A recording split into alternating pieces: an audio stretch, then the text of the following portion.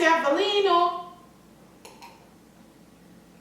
Thank you guys. Today my co-host is not here today, so I am doing this show alone. If this is your first time, do me a favor and click on the red button, subscribe, so that you can become part of this family, YouTube family that is growing like a wildfire. So today guys, if you're already a Nigerian, you know what I'm talking about based on reading the title. If you're not a Nigerian, just pull up your chair, sit close, so that I can give you lowdowns on reasons why you, especially if you live in another country, should never visit Nigeria, or reasons why you living in diaspora as a Nigerian, reason why you will not want to retire in Nigeria or relocate to Nigeria.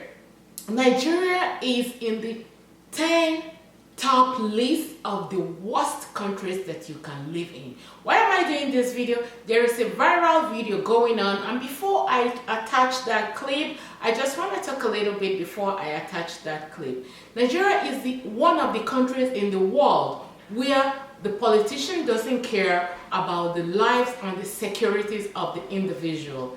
Nigeria is a country where they call Nigeria giant of Africa. To me, I say that Nigeria is the giant of crime in the whole universe. It's not even Nigeria. All crimes, everything you can ever think of, even the unthinkable, go to Nigeria, you will see. This is where they slash this off and will put it in a bag, and somebody will be walking freely on the road. This is a place where a brother-in-law is sleeping with his sister-in-law, a neighbor is sleeping with neighbor, father is sleeping with daughter. Every kinds of thing is going around, and still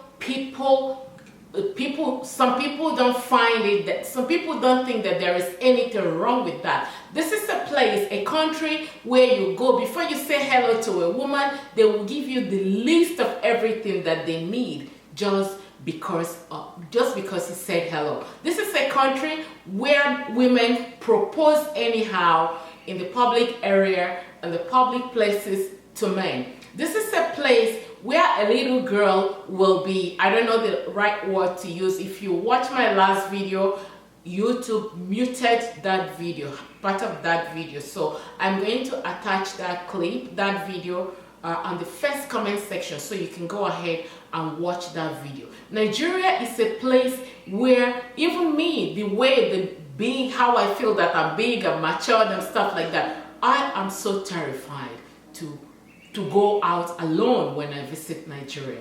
Talk less alone with my children. If I have my ways, my kids will never ever, did you hear me? Never ever visit Nigeria again. There is nothing good about Nigeria. Nigeria is a place where everything that you want to do involves money. When I say involves money, it's not like when you pay somebody to do a tax. Involves bribe, involves corruption. Take for instance, if I send a little kid to go buy something for me, to go get me a glass of wine, I give that kid $10 and this glass of wine is $8. When the kid comes back, he's supposed to give me $2 back, and if I ask for that $2, even the adult on the side will tell me, hey Katia, it's only $2. Don't worry about that. It's not about the money, it's about the moral conscience. It's about how you are raising that child. It's about what you're trying to teach that child. This is where anywhere we go in the world, we pollute the world. This is why Americans are not giving Nigerians visa anywhere. Even Canada has also shut down the doors to giving out visas. Nigerians will come all the way from Nigeria, come here to have a baby, a child. They will pocket $20, $30, $40, $50, $100,000 in their pocket. They are only interested in going for shopping, in the physical appearance. They will go to the hospital to have a child, and then they will just get up, take your bags, and leave without paying the hospital bills. Hello. This is taxpayers' money. Anything you give Nigerians, they will misuse that. They will take advantage of that. They don't care. how you made that. They don't care how the government is working so hard. They don't care how much tax I pay. And I'm sorry for you, because not for me, because you're gonna come here and trash me. If there is a second life, I will never, ever, ever, ever come from Nigeria. Never. There is nothing good about that country. Some people will sit down here and argue that the people in the Western world, all they do is 9 to 5, they don't have money. Money, my ass. It's not all about that money. We're comfortable here. We might not have the aeroplane, all the cars in the world and stuff like that. The little we have, we are contented and we appreciate what we have because we work hard for it. Anybody in this part of the world that you see, they do like that before they make $1. It's only in Nigeria that people will come, people that has no job. They have a cell phone of $1,000. Personally, I cannot even afford that. It's not a priority because they will flaunt the watch, they will flaunt the wristwatch, they will flaunt the belt, they will flaunt designers. The things that matters to them is physical appearance. Most of them, when I say most of them, majority of them. But let me tell you, you see here, a kid here doesn't give a hoot what you drive. My neighbor, I don't even know the kind of cars they drive. It's none of my business. My business is to focus on my family and give them the best that I can. Nigeria is a place where somebody will own 10 cars, luxury cars. I'm not talking about just the Corolla or Acura or something. 10 luxury cars and they don't pay taxes. Yet, only the little ones, the small businesses, the small people, group of people, the less privileged, lower than the middle class, and the middle class are the people that pay taxes. The people up there, they don't pay taxes. How do you think that country is going to survive? No electricity, no road, no security, nothing matters to them. Your life does not matter to them. You know, life is very meaningless when I tell you that nothing matters to people. Life doesn't mean anything to them.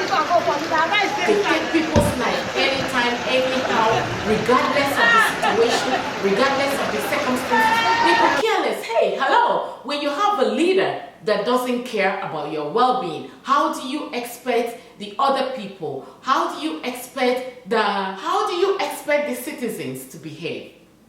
So, I cannot sit down here and name it and keep telling you. Why am I saying this? I will play the viral video. Do me a favor. This video might seem so long, but please watch this video to the end before you leave your comment. Some of you must have seen this video in other people's blog, channel and stuff like that, but I just want to attach my own opinion before I play this clip for you. Please do me a favor, watch this video, leave your thoughts and your comment. Like I said, and I am not taking my words back, if there is a second life, I will not come from Nigeria. Now, I don't care where my kids marry from, because that country, Nigeria, is a zoo.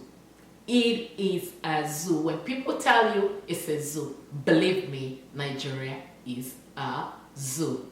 Thank you guys for watching. Subscribe, hit the like button, share this video. See you guys in my next video. Bye. We, the non-Muslims of this country, don't feel safe. I think it was Martin Luther King Jr. who said that for evil to go on, good men will be quiet. And what they are trying to do in this country is to get us to be quiet by intimidation, by different things. But I can't keep quiet. I have tried to keep quiet. I can't keep quiet.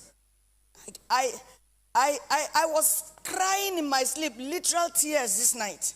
I slept maybe at 3 o'clock today.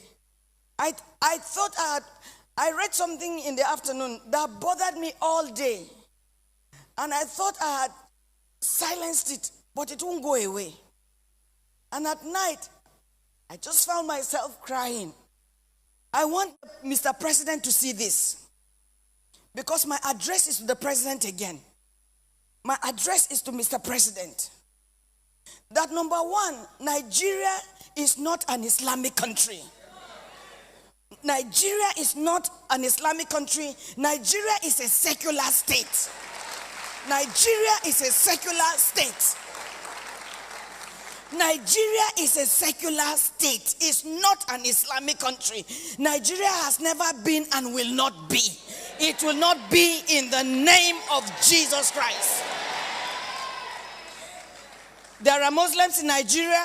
There are Christians in Nigeria. There are Buddhist animists in Nigeria. Nigeria belongs to all of us. And not one religion would be highlighted or preferred or lifted up above the others. And I know we live in a nation of impunity where leaders do what they want because they know we will not say anything. They know we will take it. And so they will keep doing it. But as long as some of us are here, as long as God allows us to be alive, because it is God who keeps, we will keep speaking. I am still disturbed at the silence of Mr. President over this mayhem, over this evil that has overtaken our country. I am disturbed. I can't hold my peace. What is this? That a people can go to a community and wreak havoc. Or as we are sitting here in church, in this AC, feeling good, praising Jesus and all, there are some people being kidnapped in the bush right now. There are some people being raped by Fulani herdsmen and by bandits or whatever you call them. Whoever it is that has invaded our country is the sole responsibility of Mr. President to control that. Now, I don't care what anybody says, because I know that there are people who will argue and say it's not the president's fault or anything. But to the best of my knowledge, everything that happens on this campus is my responsibility. Everything that happens in this family worship center grounds, in this church, in this ministry, is my responsibility. If it is good, I give it to the people. If it is bad, I carry it. It's my responsibility. Everything that happens in this nation is Mr. President. What surprised me, sir, is you have not said anything. You don't say anything. The only time you speak is when iPod does something. But when the other ones do things, we don't hear anything. The particular story I'm going to read this morning is not, I've not verified it, but it is exactly what happened to somebody in this church.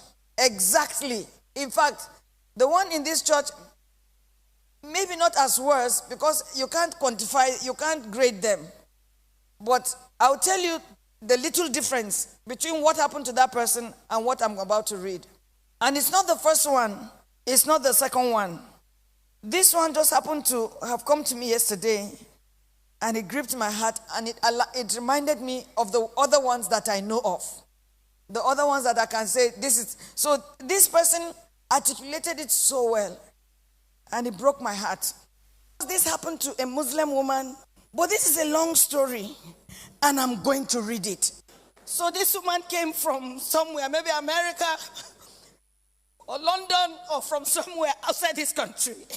She's a Nigerian with her husband, Muslim, committed Muslim people. I have tried to hold myself, I can't. So she writes, it took me a long time of reflection to put this piece together. First, let me thank my husband for the emotional support, the counseling, and for his belief in the creator of heaven and earth, which we call God or Allah. The journey began in Auchi. We traveled to Akure on Monday, stayed with my husband's relations in the outskirts of this ancient town. In the evening on Monday, we visited the palace for dinner.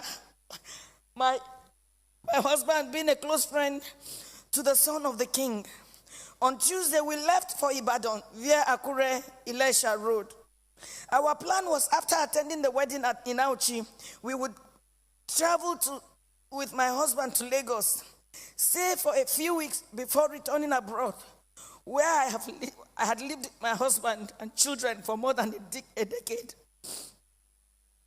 We were in the car of a close family friend, an accountant who gave his time and energy for our comfort. We were 5 in the car. Myself, my husband, and our daughter. A lady who is my husband's niece, who had joined us in Akure with the hope of traveling with us to Lagos. The driver, accountant, maintained a normal speed. He drove professionally. That gave me a lot of comfort, and I felt I could find some time to sleep a bit. My daughter was next to me. She was just 9 years old. She was coming to Nigeria with me for the second time. Shortly after Ijare Junction, the driver felt the wagon's tires rupture and decided to park the car with the hope of changing the tires. It was like a film. In a jiffy, motley crowd of armed men in military uniform came out of the bush. They fired at the boot of the car. Ahead of us, 5 of them came out of the bush. Another 2 came from the rear. My daughter screamed, "Mommy, Daddy, what's going on?" There was no time to say a word. They marched us through into the bush, firing into the sky. They hit me on my chest, hit my daughter on her head. Blood oozed. At this time, it was better to kill me. I shouted at one of the armed men. His response was hell. He went straight for my private part, tore my dress with his gun. The others ripped my dresses. I was left with my undies. My husband and my daughter started crying. 2 of them dug their teeth into my breasts. While attending a secondary school in Adamawa, I had lived with some Fulani, so I understood a few Fulani words. I started pleading, at least for my daughter.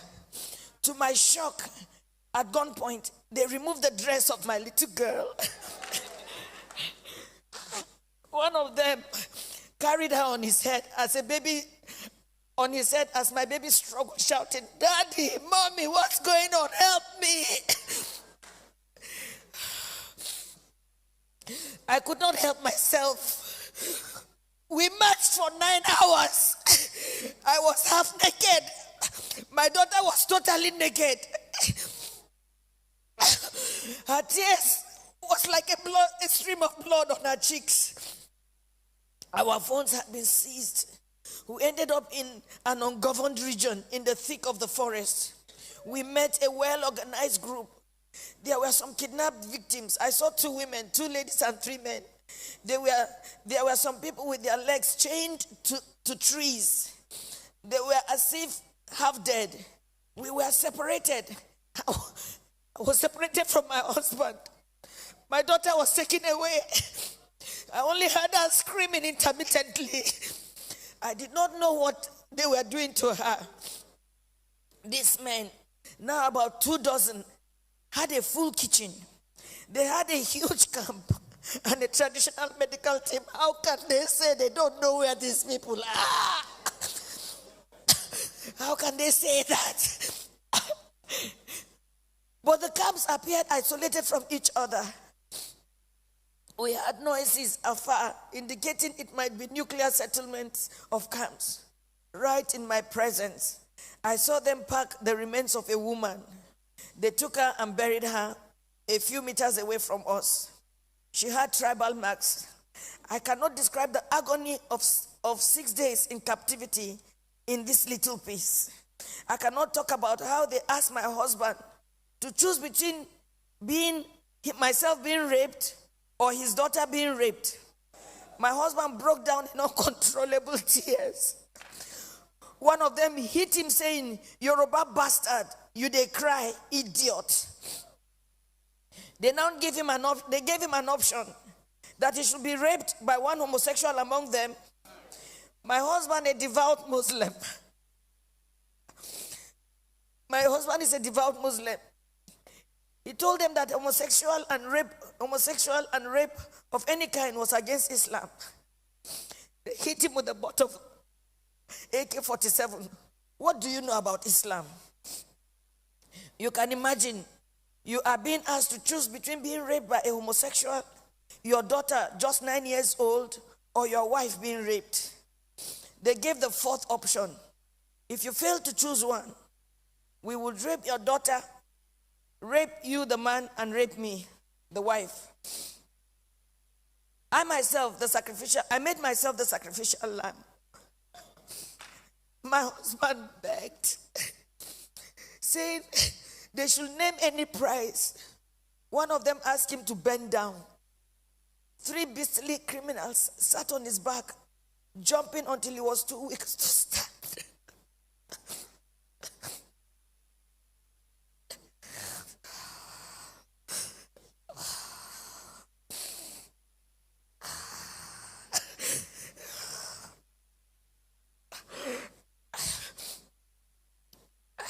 I was not allowed to put on any additional clothes. Imagine they rape you all night and they stop you from putting on any clothes for 24 hours. The rain fell once. I became a relic at a sexual museum for the armed men who in turn addressed me and asked questions about my financial standing. New Fulani men joined the camp. They organized military training for the new Fulani men that came, teaching them how to shoot and walk through circles of glowing fire. They were not released until after 6 days. We were not released until after 6 days. We had to walk the same zigzag journey back to the main road, our eyes blindfolded. During the negotiation to pay, they said the money was not for them alone, that they had to settle those who sent them. For me, I see a thriving organized crime supported by powerful political interests.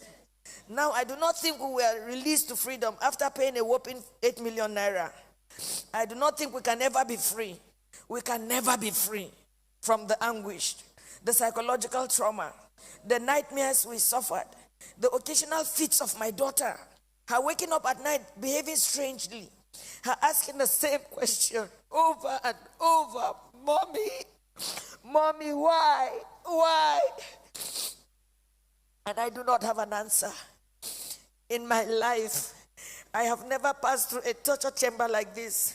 I do not think any society should let this happen. I do not know the fate of those we met and about 7 other people brought during the 6 days we were in captivity. What I saw was a nation that has collapsed, but pretends she lives. A people on life support. Crime is not restricted to Fulani people alone. We have Yoruba criminals, but I don't think Yoruba criminals are this beastly. These elements are savages. I can't imagine Yoruba thieves going to Sokoto or Maiduguri to kidnap Fulani people and keep them in their own bushes. It gives me mental torture that this is happening, and some people are even trying to justify or look for excuses. Well, as a devout Muslim,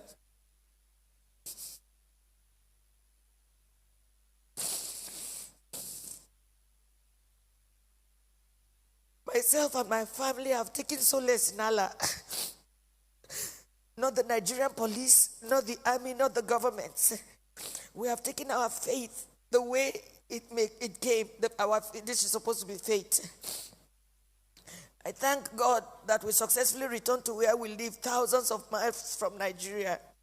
We thank God that we have made a vow. Never shall me, any of my children, or husband in our lifetime visit Nigeria again. Our remains, anytime we die, will also not be buried in Nigeria. It was a suggestion my daughter made, which we all adopted. I pity the country. I pity her people who continuously walk like the living dead.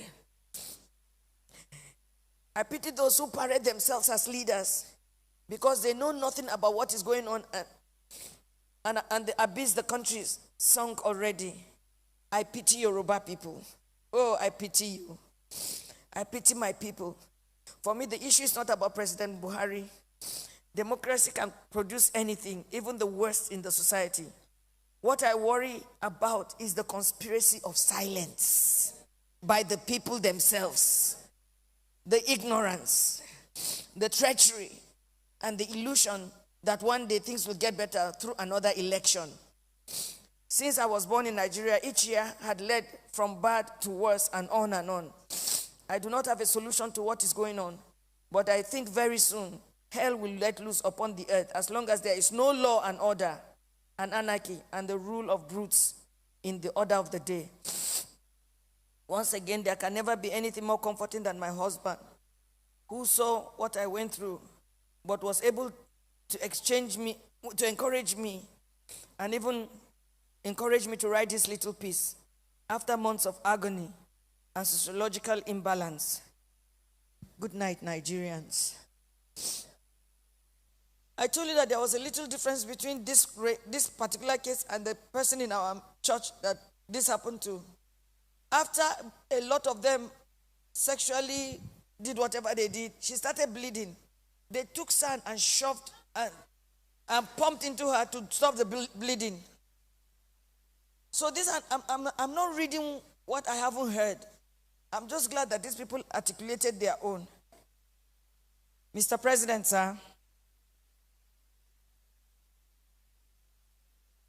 this is the country that millions joyfully gave over to you. The blood of every child, every man, every woman, every boy, every girl, every old man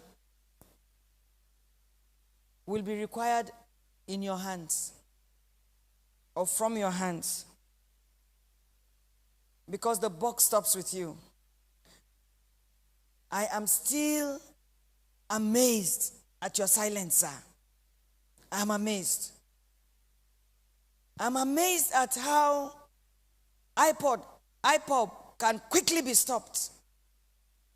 And this goes on, and I have never heard your voice saying this is wrong, let it stop. Sir, kada ka ci amanan mutane. Allah ba azalumin kowa bane.